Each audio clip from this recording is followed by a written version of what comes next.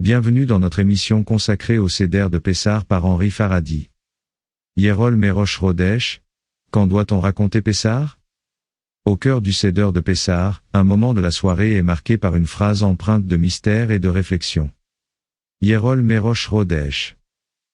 Cette expression, tirée du Talmud, émerge au début du récit de l'Exode, où les participants entament le voyage à travers l'histoire biblique de la libération du peuple juif de l'esclavage en Égypte. Le passage du Talmud discute de la chronologie appropriée pour commencer à raconter cette histoire lors du Seder. Il suggère que l'on pourrait commencer dès le début du mois de Nissan, le mois pendant lequel Pessah est célébré, étant donné que c'est à ce moment-là que l'obligation de raconter l'histoire commence. Cependant, le texte du Talmud souligne que le verset utilise l'expression ce jour-là, ce qui pourrait impliquer que le récit doit commencer le jour même de Pessah, et non avant. Une interrogation survient alors, doit-on entamer le récit le jour de Pessah, même avant le début de la nuit, moment où la fête est officiellement célébrée?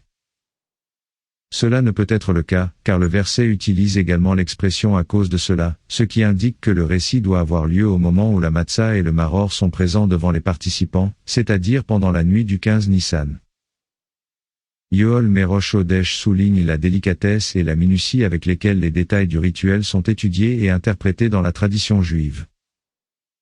Cette expression rappelle que chaque élément du Seder, même les plus petits, est chargé de sens et de symbolisme, et qu'ils contribuent tous à faire de cette célébration une expérience riche et significative.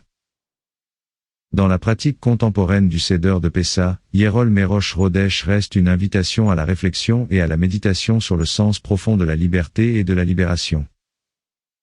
C'est un rappel que, tout comme nos ancêtres ont été libérés de l'esclavage, nous aussi sommes appelés à nous libérer des chaînes de l'oppression et de l'injustice, et à poursuivre un avenir de liberté et de rédemption pour tous. N'oubliez pas de vous abonner pour ne manquer aucun épisode de notre podcast. À la prochaine, pour une nouvelle immersion dans les richesses des fêtes juives.